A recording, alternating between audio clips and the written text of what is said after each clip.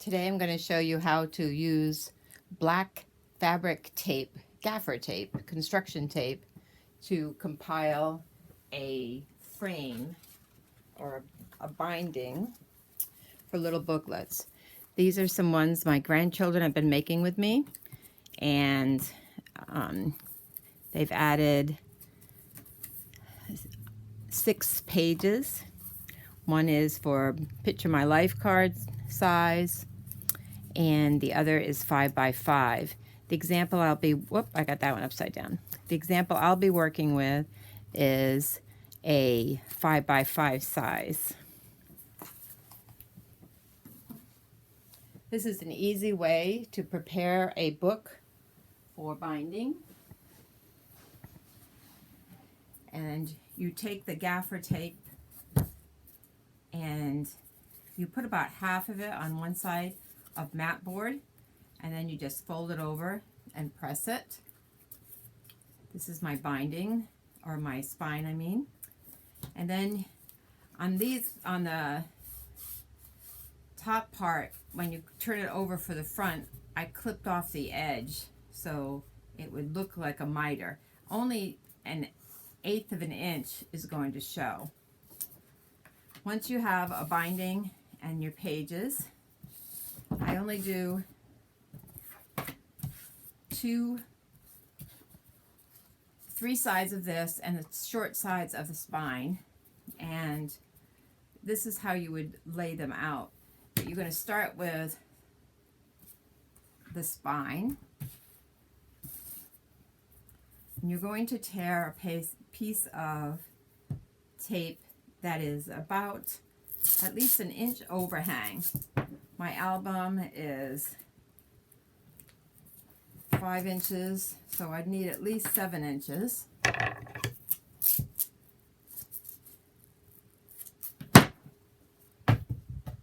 And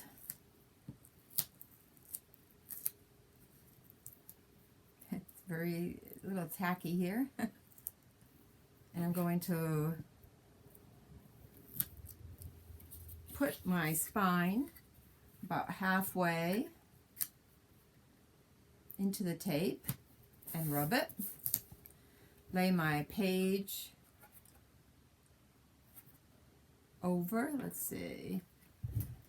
I'm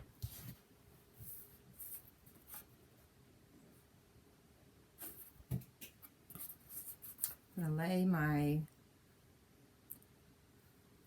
page right on top of the spine so they're even, and then I'm going to lift them up and rub. Now I can fold the part on the page down, taking out any wrinkles. Then I open the spine, stretch it a little, it's all attached, and take the end pieces and lift it up. Now I need a small piece, whoop, it's a little wrinkled, it can just lift right back up. This is going to leave a space for your book to hinge easily. Now it doesn't have to be straight because all of this is covered up, and only 1/8 of an inch shows under the design.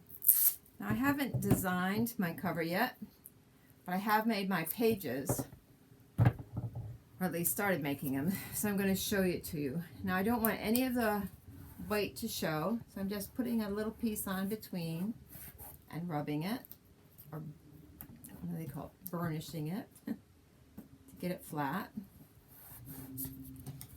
And now I have one binding. Now I'll repeat it for this side, but I'm going to skip ahead and show you what I've done and move on to the next step. Of course I forgot my glue. I'm just using a tacky glue today, and this is my 5-inch album, and I punched a hole in the album and I put a little piece of 2 pieces of twine through it so I can attach a little design later. And in order to do that, it's best to do it first.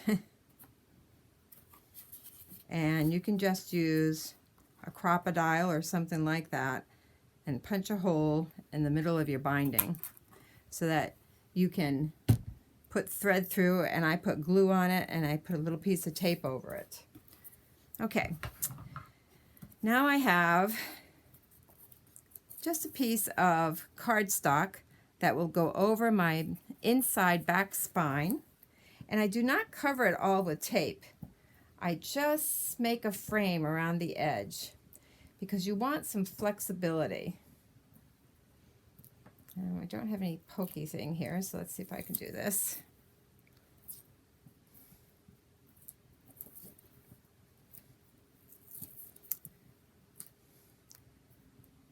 So you might be tempted to put a lot of glue on this, but I'm just putting a little bit in case I have to position it right on top of my tape.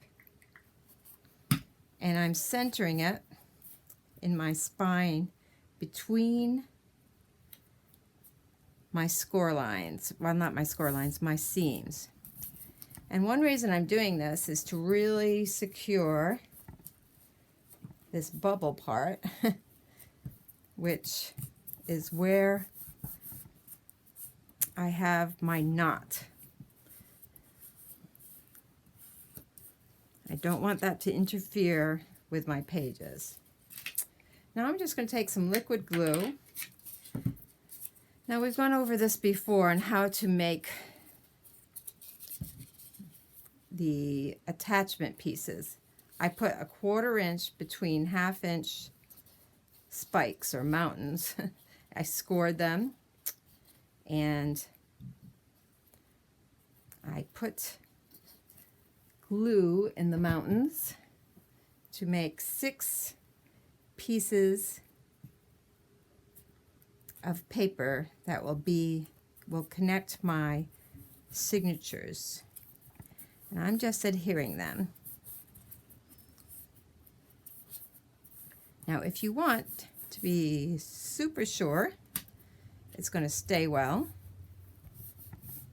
this might be a place where you'd want to add more gaffer tape right on the edge, right in the seam. This is all going to be your choice. Since I'm not going to wait for this to be really dry, I think I will add a piece. I've not done that before. This whole type of project is new for me. My hardest part is finding where the tape ends. So I probably should lift it up a little bit each time. Oh, I can't see it at all. There it is. So I'm just going to take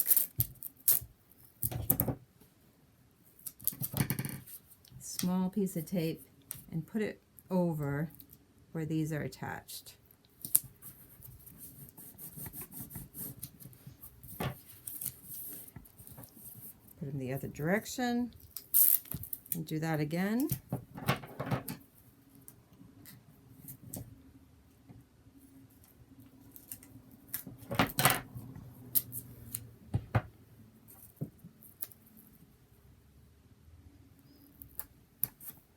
Now I am ready to put my pages on, and I have made pocket pages. So essentially it has room. I've even decorated them ahead of time. It will have a pocket on the side of each of my pages. But I'm going to start at the back. And to get the glue on, I'm going to open up the pocket page. Whoops. I have rounded my corners on the outside edge, and I'm going to put a glue line. Let's see. On the bottom, like that.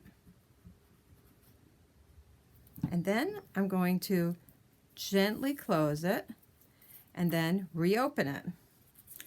Stand up one of these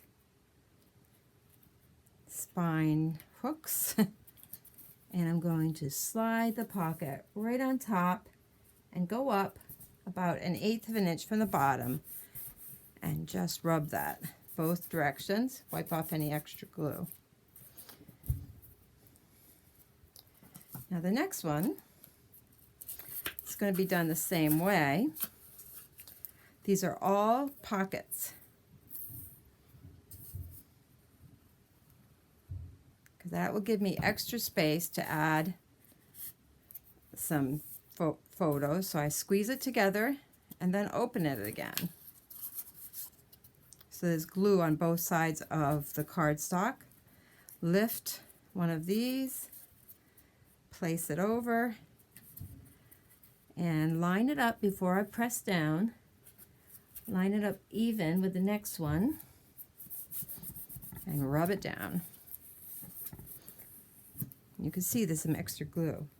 Now this one, I want to put a pocket on, so I prepared a pocket ahead of time, and I'm just using the same black cardstock, and I'm going to decorate it after it gets on. Now for me it's actually easier to put all the pages together and then decorate it all at once, but you may do it either way. You can just make your black base or your white base, whatever color you choose. So let's just add a pocket here. I have a pretty little bird I want to add on.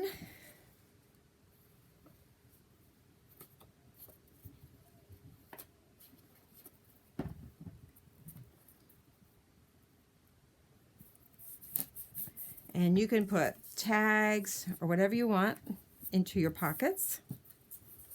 Now just in case my tape stops taping, which it does sometimes, I'm going to show you an inner pocket and then just keep taping.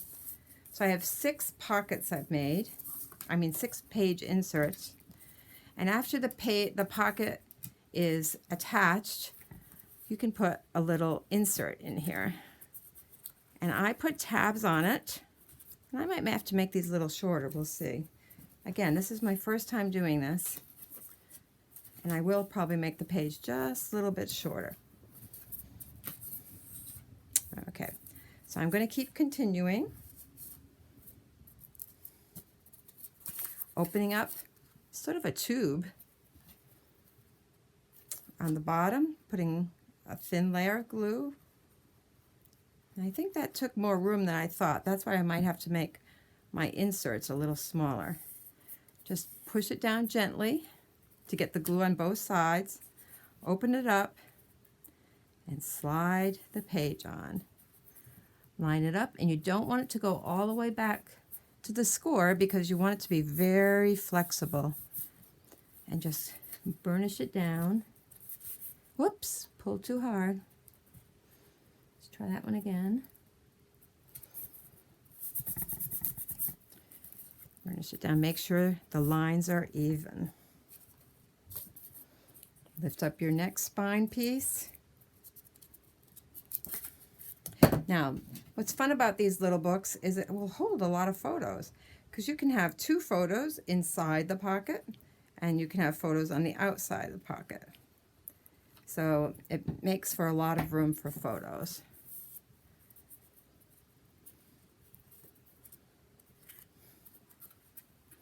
And I just lifted it up,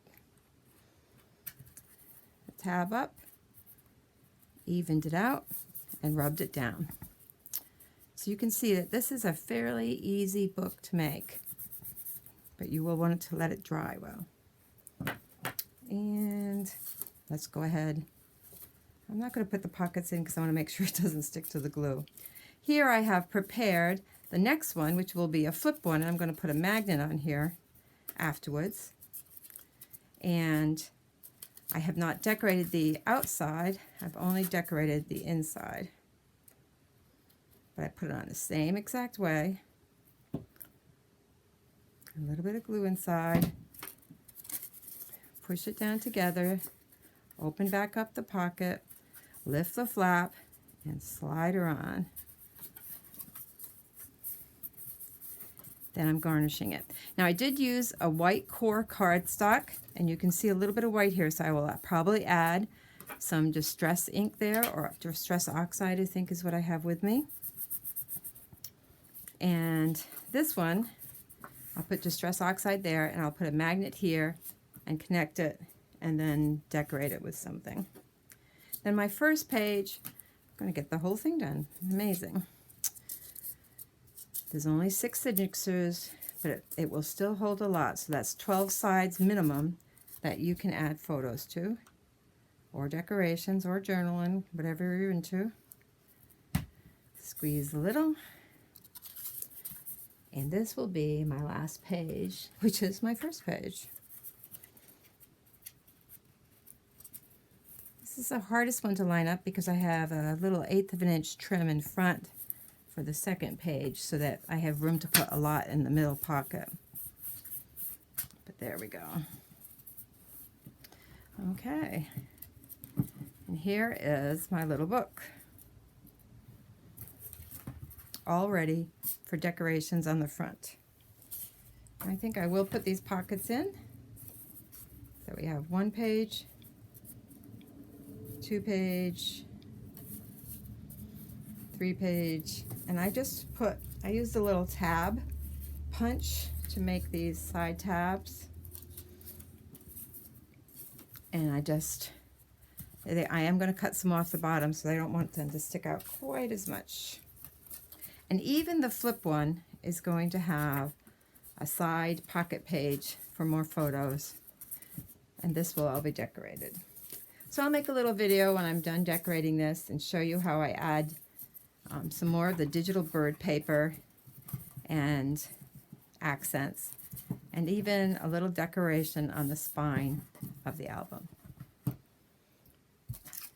So whatever your interests are, you can pick paper to decorate, and it's very easy, as my grandchildren showed you, and by letting me use their books at the beginning of this video here, how easy it is for an 8-year-old and a 12-year-old to make their albums. And I use digital paper, they use regular scrapbook paper, whatever you like. And they're not done yet. This is a little pocket that is ready for me. This one even has secret places and even a secret key hiding in there, because we're going to make a lock for it. So have fun making your little books, and I'll be teaching you with an 8-inch gatefold book next week. God bless. Have a great weekend.